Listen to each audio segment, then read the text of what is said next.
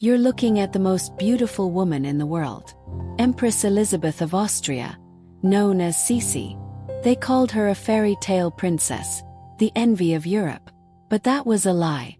A carefully constructed fantasy. The real Sisi was a prisoner trapped inside a nightmare of her own making.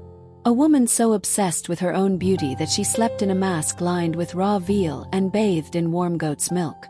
A royal who became a ghost in her own palace, refusing to be seen in daylight for decades, hiding behind a black veil and a leather fan.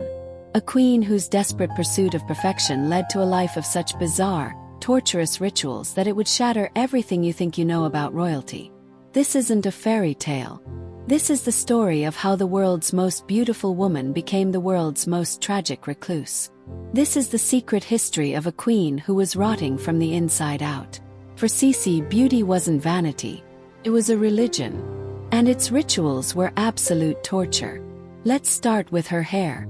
She had a crown of chestnut hair that fell to the floor, so heavy it gave her debilitating headaches. The daily washing and braiding ritual took over 3 hours. If her hairdresser presented a comb with a single fallen hair, Sisi would fly into a rage. But the hair was nothing compared to her skin. You don't learn this in history classes out there, but to keep her skin pure, she bathed daily in gallons of warm goat's milk.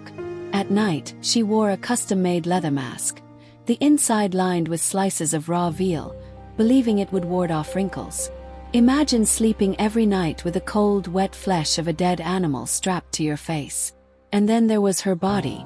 She was obsessed with maintaining her 18-inch waist, a measurement so extreme it was barely human.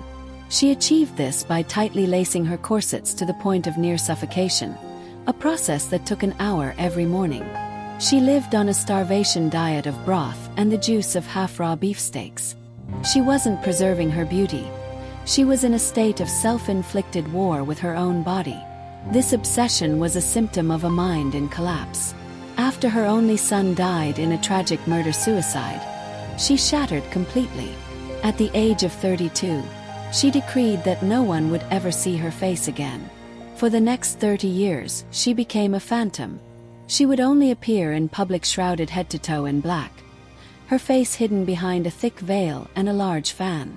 She fled the palace, constantly traveling on her royal yacht, a ghost drifting across the seas of Europe. Her servants were instructed never to look her in the eye. She was running from a court that suffocated her, a grief that consumed her, and most of all, she was running from herself. The end didn't come in a palace.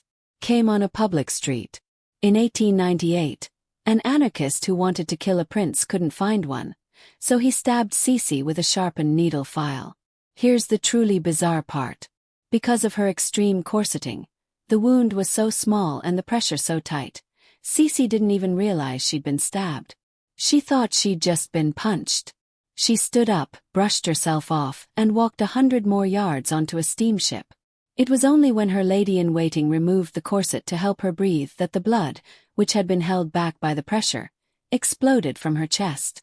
The Empress of Sorrow, the woman who had spent a lifetime running from the world, bled to death in minutes, killed by a random nobody who didn't even know her name.